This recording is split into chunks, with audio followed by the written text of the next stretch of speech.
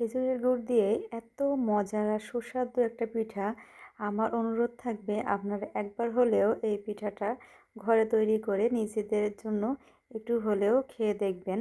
আসসালামু আলাইকুম, সবাই কেমন আছেন? আল্লাহ নিশ্চয়ই আপনাদের সবাইকে অনেক ভালো রাখছে। আমি আলহামদুলিল্লাহ অনেক ভালো আছি আপনাদের দোয়ায়। পিঠাটা আমি কিভাবে তৈরি করছি সেটার কিছু উপকরণ আপনাদের সাথে শেয়ার করছি।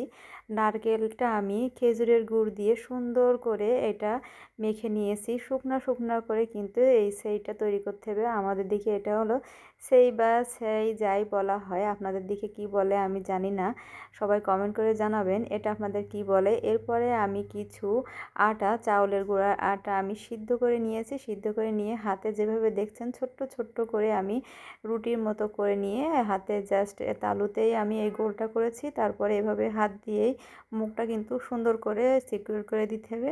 এরপরে দুই হাত দিয়ে জাস্ট একটু লম্বা শেপের আমি পিঠাগুলো তৈরি করব।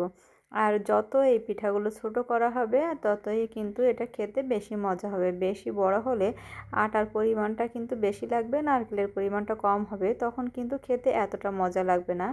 আর এই পিঠার সব থেকে মজার উপকরণ হলো সেটা হচ্ছে খেজুরের গুড়।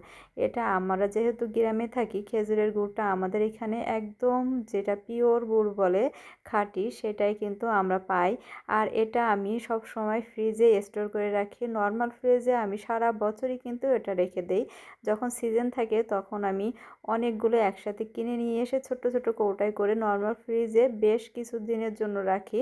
আমার এমনও আছে যে এই বছরের খেজুরের গুড় সামনের বছর পর্যন্তও থাকে, কারণ অঙ্কন ভীষণ পছন্দ করে খেজুরের গুড় খেতে, তো ওর জন্য রাখা হয়। আর খেজুরের গুড় দিয়ে প্রত্যেকটা পিঠাই যেন আমার কাছে মনে হয় অসাধারণ হয়ে গেছে। এখন আমি এই পিঠাটা তৈরি করার জন্য গরুর দুধ খুব সুন্দরভাবে আগের থেকে কিন্তু জাল দিয়ে নিয়েছি। 1 কেজি দুধ নিয়ে আমি 700 থেকে 800-র মতো করে নিয়েছি। এর ভিতরে 1 চামচ খেজুরের গুড় দিয়ে আমি কিন্তু এটা সুন্দর করে আবার জাল করে নেব। মিষ্টিটা আপনারা আপনাদের পরিমাণ মতো বুঝে দিয়ে দেবেন।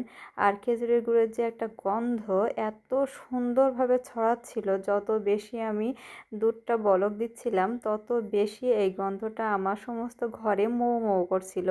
এভাবে পিঠাগুলো দুধের ভিতরে দিয়ে আমি সিদ্ধ করব অল্প আঁচ দিয়ে 10 মিনিটের মতো। 10 থেকে 15 মিনিট সিদ্ধ করলেই পিঠাটা দারুণভাবে সিদ্ধ হয়ে যাবে। তারপরে কিন্তু আপনাদের খাওয়ার জন্য একদম উপযুক্ত হয়ে যাবে। এভাবে তৈরি করে একবার হলেও আপনারা কিন্তু ট্রাই করবেন। বিশ্বাস করেন দারুণ সুস্বাদু এই পিঠাটা খেতে। বেশি ভালো লাগে খেজুরের গুড়ের যে গন্ধটা, এটা কিন্তু অসাধারণ।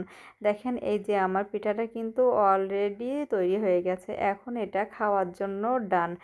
আর এটা আমরা খুবই মজা করে খাই। এটা আমার তৈরি করা বেস্ট পিঠা। আপনার